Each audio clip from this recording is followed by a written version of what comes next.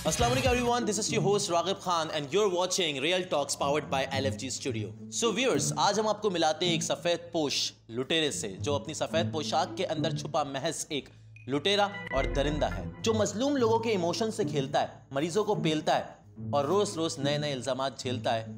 आपके सामने है डॉक्टर सुंगरो।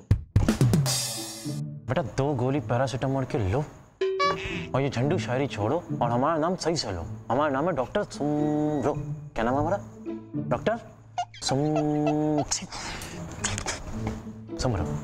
एक तो आप ये छींकना बंद करें प्लीज। तो सुंगरो साहब, आई मीन डॉक्टर सुंगरो साहब, आप पे ये इल्जामात इतने सारे जो लगे हैं कैसे लगे? ये गुटखा थूकती आवाम, सिगरेटें फूकते नौजवान और फूड पांडा की डाइट पे चलते हुए पूरे खानदान। यानी भाई इनके अंदर कुछ नहीं बाकी है अंदर। इनके दिल गर्दे फेफड़े सब गल चुके हैं। गाड़ी जब पूरी गली हो ना बॉडी वाइज, नया इंजन भी डाल दूंगा ना तो भी उसकी कंडीशन में फर्क नहीं पड़ता। तो इन लोगों को क्या करना चाहिए? इन लोगों को मर जाना चाहिए। इनकी किस्मत में और कुछ नहीं। वैसे आपने ये इब्तिदाई तालीम हासिल कहाँ से की या आला तालीम इस पे आप डॉक्टर बने? टट्टा से। क्या? ठट्टा यूनिवर्सिटी ऑफ मेडिकल साइंस हासिल की। मकली के पीछे जो एयरपोर्ट है ना, है क्या? एयरपोर्ट नहीं है जहाँ जहाज उड़ते हैं। कौन सा एयरपोर्ट?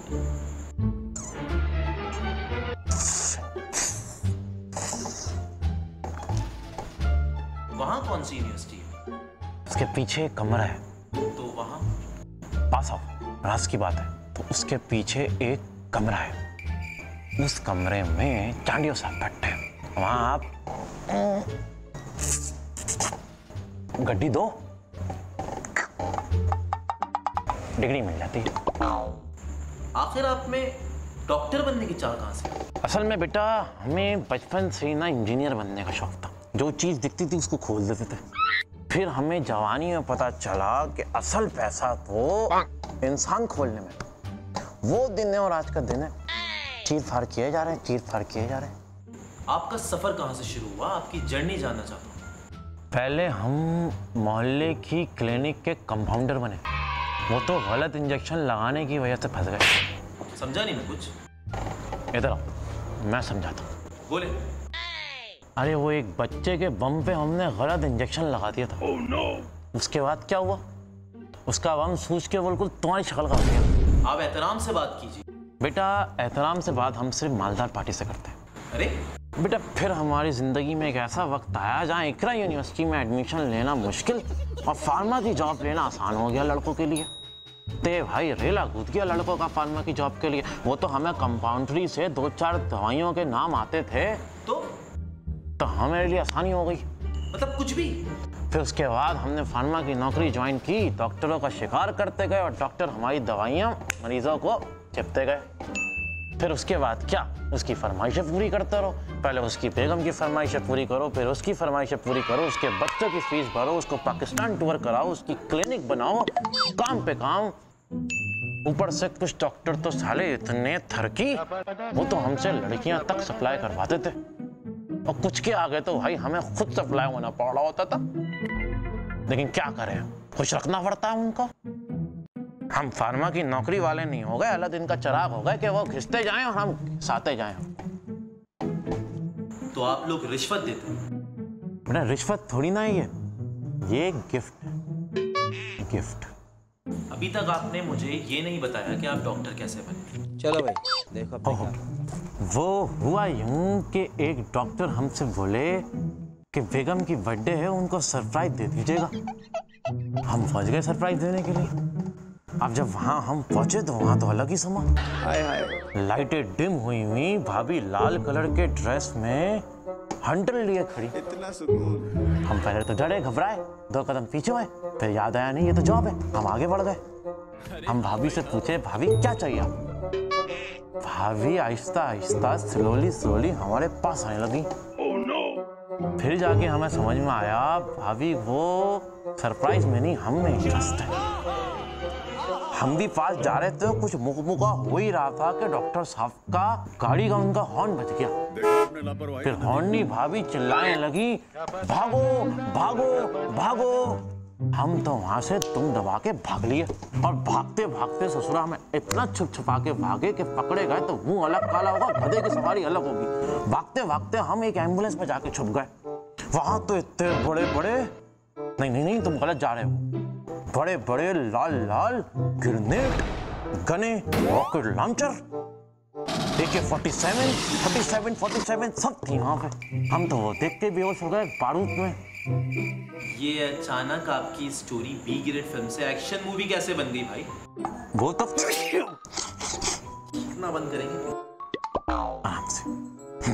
वो हुआ ये कि जैसे जैसे हमें होश आया, हमने बोला एम्बुलेंस से निकल लो, पकड़े जाओगे।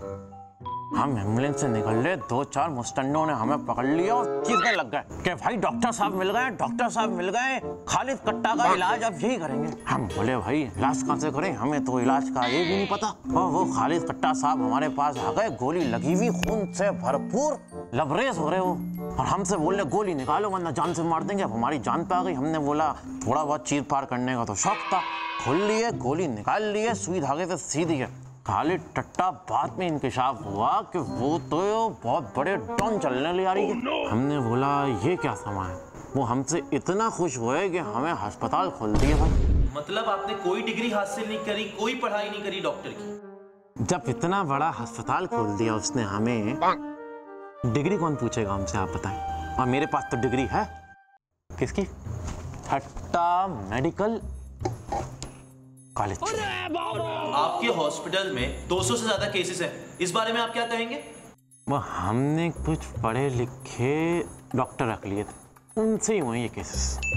कितने डॉक्टर्स हैं आपके पास? यार कोई 8-10 होंगे। जितनी बड़ा प्रोडक्शन उतने प्रोटेक्शन हेड। प्रोडक्ट से क्या मुराद आपका है? ये आपका हॉस्पिटल है, इसमें प्रोडक्ट से क्या लेना देना? अबे भाई असल इंडस्ट्री यही है, मेडिकल है इंडस्ट्री, धंधा है, माफिया है हम, इंडस्ट्री चल रही है पूरी। समझा नहीं मैं कुछ। सबसे छोटा हमारा जो प्रोडक्ट है वो है एम्बुलेंस, और ये सीजनल होता है। मतलब ये है कि जब दंगे फसाद का दौर होता है तो हमारी एम्बुलेंस में असला जाता है और वहाँ कारकुनों को जो गोलियां लगती हैं वो सीधा हमारे अस्पताल में आते हैं और हमारे डॉक्टर बच्चे उनका इलाज करते हैं। फिर नो FIR, नो इंक्वायरी। और कुर्बानी के सीज़न में कुर्बानी की खालें ट्रांसपोर्ट होती हैं, और फिर जब कुछ मसले मसाइल हों तो जाली मरीज लिटा के नीचे चर्स, अंगूर का पानी, असला, जो चीज़ें होती हैं चिपका देते हैं। मतलब कुछ भी?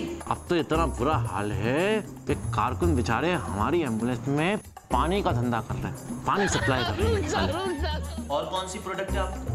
भाई दूसरी हमारी प्रोडक्ट है 21 दिन में पैसा डबल। हमने ऐसे कुछ दज्जाल पाल रखे हैं, बायोमेट्रिकल इंजीनियर साले, जो कि दूसरे अस्पतालों में भी और हमारे अस्पतालों में भी जाते और उनकी मशीनें खुद खराब करते। और हमने अपनी एक फ्रेंचाइज कंपनी खुद ही बनाई हुई है, छुपके से, किसी को पता नहीं है। हम चाइना से माल इंपोर्ट करते हैं और अपने ही अस्पतालों में हमारे बायोमेट्रिकल इंजीनियर उनसे नई नई मशीनें खरीद लेते हैं। तो इस तरह 1 लाख की मशीन जो चाइना से हमने खरीदी थी वो 3 लाख की हम हॉस्पिटल में चिपका देते हैं।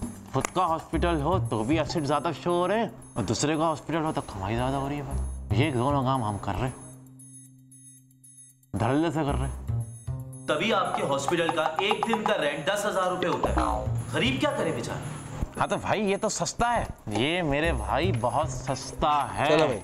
वो गरीब बेचारा जो मर रहा है उसे मर जाना चाहिए, पहले तो मैं बोल रहा हूँ। उसकी जिंदगी की आखिरी सांसें चल रही हैं, आधी बॉडी उसकी मर चुकी है, और अगर हम ये फलाह बहबूद का काम कर दें कि 10,000 रुपए के रेंट में बड़ी बड़ी LED लगा के दें उसको, AC लगा के दें उसको, मल्टीपर्पज मैट्रेस लगा के दें जिसमें वो जवानी उसकी याद आ जाए उसको, ये सारी फैसिलिटीज हम उसको दे रहे हैं। 4-4 वार्ड बॉय दे रहे हैं उसको, रूम बॉय दे रहे हैं, नर्सें 3-3 खूबसूरत खड़ी हुई हैं, 10,000 रुपए रेंट चार्ज कर रहे हैं। बताओ ये फैसिलिटेशन कोई होटल दे रहा है आपको? 5 स्टार होटल तक में ये फैसिलिटेशन नहीं है जो हम गरीब को दे रहे हैं।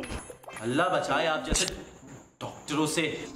आप पर लोगों ने इतने सारे इल्जाम रखे हैं कि आप छोटी सी बीमारी पर भी टेस्ट लिख कर देते हैं। देखो भाई हमारे पास हमारी लेबोरेटरी भी है, हम खांसी के मरीज को कोरोना में डाल देते हैं और डॉलर कमाते हैं। वाह वाह डॉक्टर साहब, मान गए आप। और तो और हमारी लेबोरेटरी के इतने लंबे लंबे पर्चों में टेस्ट दे देते हैं उनको, जो कि सिर्फ हमारी लेबोरेटरी से ही होंगे और किसी और का टेस्ट हम एक्सेप्ट भी नहीं करते भाई। और तो हमने फार्मेसी भी खोल रखी है, अपनी ही फार्मेसी से प्रिस्क्राइब करते हैं ऐसी खतरनाक दवाइयाँ जो पूरे कराची में कहीं नहीं मिलेगी सिवाय हमारे फार्मेसी के। उससे 30% कमीशन भी हम ही लेंगे।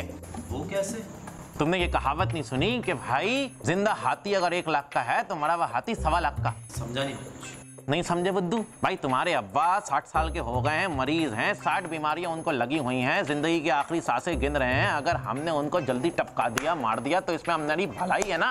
2-4 साल और जी लेंगे तो और ही फेफड़े और तकलीफ में मरते रहेंगे बेचारे वो।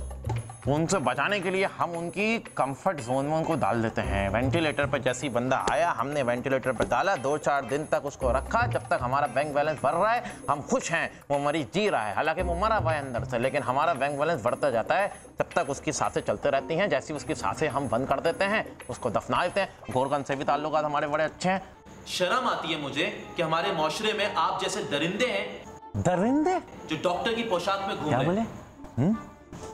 दरिंद? क्या बोले? दरिंद? क्या बोले? या बार बार छीके क्यों जा रहे हैं? अरे भाई हमें कोरोना है। क्या आपको कोरोना है? हमें कोरोना है, हमें शदीद बुखार हो रहा है। हम इतनी देर से तुम्हारे मुंह पर छीके जा रहे हैं, तुम्हें समझ नहीं आई कि हमें क्या हो रहा है? You serious? हमारा बीपी लो हो रहा है भाई, कोई डॉक्टर को बुला लो भाई। हाँ भाई, डॉक्टर है कोई? आपको तो मर जाना चाहिए ऐसे डॉक्टरों को। बीपी लो हो रहा है, हमारे हार्ट में दर्द हो रहा है, हमें डॉक्टर बता लो। लेके जाओ यार इसको यार। हाँ भाई डॉक्टर बुला लो, कोरोना है हमें। कर नहीं लेके जाओ मसला। कोई सैनिटाइज करे यार मुझे प्लीज। कोरोना। नाज़रीन, देखा आपने किस तरह एक नोबेल प्रोफेशन को इन लोगों ने कितना गंदा कर रखा है। जहाँ यूनिवर्सिटी में MBBS कराने की जगह इन लोगों को MBA की तालीम सिखाई जा रही है। धंधा बना लिया इन लोगों ने। और इसी तरह अगर सारे डॉक्टर धंधा बनाने पर निकल गए ना, तो हमारी जनरेशन हज़ारों साल पीछे चले जाएगी। कि जो मेडिकल रेवोल्यूशन की वजह से आज हम इतने कामयाब खड़े हैं, जो कि इन जैसे डॉक्टर जो सिर्फ महज धंधा करने के लिए बैठे हैं, जिनकी वजह से अच्छे काम करने वाले डॉक्टर्स भी जो है ना, उन पे भी कीचड़ उछाली जा रही है।